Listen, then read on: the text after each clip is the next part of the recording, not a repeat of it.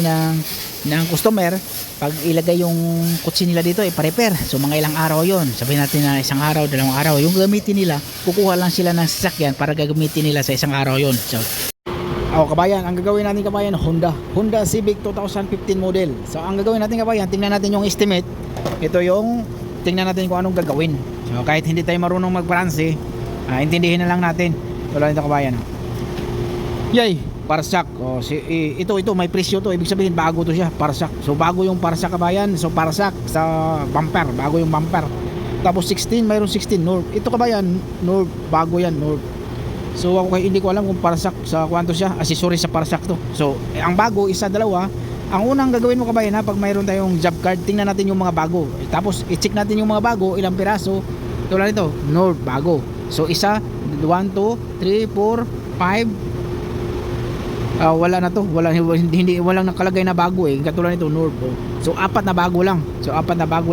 Ito hindi naman bago to pero may presyo siya, pero hindi bago yan kasi ito yung bago North. Ito North, tapos to North. So tingnan natin ito North, bago. Tapos dito bago. So apat na bago lang. So tingnan natin kung ano gagawin natin.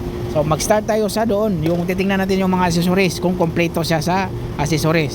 Tapos pagtanggal natin sa bumper, pag mayroong mga damage pa, sabihin natin sa estimator kasi tatawagan na ulit yon yung insurance para kukunan. So ibig sabihin yung gagawin natin sa harapan. So puntahan muna natin yung bagong bumper. So tanggal kabit lang tayo, parang ganon. Ganon nga.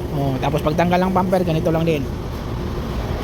Ito mayroon dito, kuha nyo to mayroong kuha yan na Phillips screw. Yan, ito clip.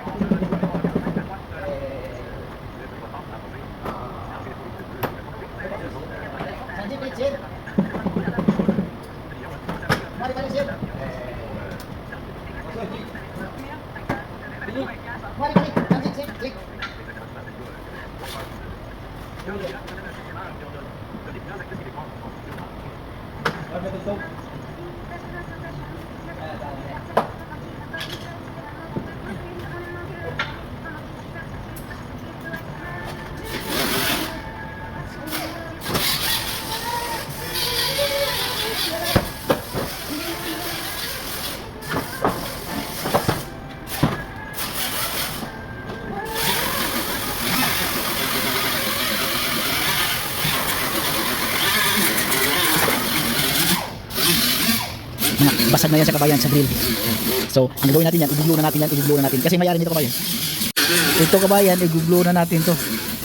Walang problema yan sa grill yan. Ang gagawin kasi walang problema yan, i-glue natin kasi itong may-ari nito, sa may-ari ng shop.